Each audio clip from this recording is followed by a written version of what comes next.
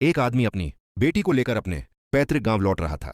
तभी रास्ते में उसने देखा कि कोई पानी में डूब रहा है। यह देखते ही आदमी बिना कुछ कहे पानी में कूद गया और उस व्यक्ति को बचाने लगा। लेकिन जैसे ही उसने उस औरत को पकड़ा, उसकी उंगली में अचानक एक कट लग गया। इसके बाद उसका खून पास ही मौजूद एक पगोड़ा बौद्ध स्तूप पर गिर गया।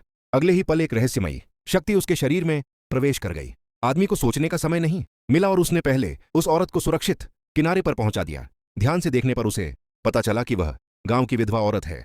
औरत ने भी पहचान लिया कि यह उसी गांव का आदमी है जिसे परिवार से निकाल दिया गया था और जो अपनी बेटी के साथ बहुत मुश्किल में जी रहा था।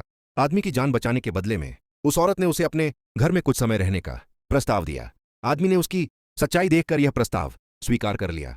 तभी अचानक आदमी के सामने एक सिस्टम प्रकट हुआ जिसमें दिखाया गया कि उसे वांशो मुहर मोशोइन प्राप्त हुई है। यह मुहर ऐसी शक्ति थी जिससे सभी जानवर उसके आदेश का पालन करते थे। इस समय वीडियो देख रहे दोस्तों से कहा गया कि वे 3 गुलाब भेजें जिससे आगे का जीवन धन, सफलता और सौभाग्य से भर जाए। शुरुआत में आदमी को इस बात पर बिल्कुल विश्वास नहीं हुआ, लेकिन उसने सोचा कि आजमाने में कोई नुकसान नहीं है। उसने पानी में मछलियों पर शक्ति का प्रयोग किया।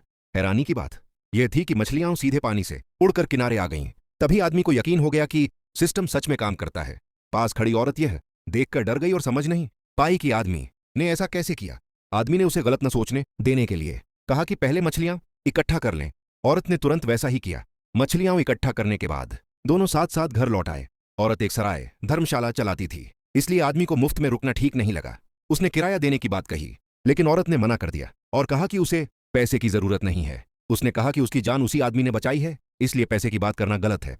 लेकिन आदमी को फिर भी संकोच हो रहा था, क्योंकि वह चाहता था कि औरत उसकी बेटी की देखभाल कर दे। वह खुद अगले दिन मछली पकड़ने जाकर पैसे कमाने की सोच रहा था। औरत ने यह बात मान ली।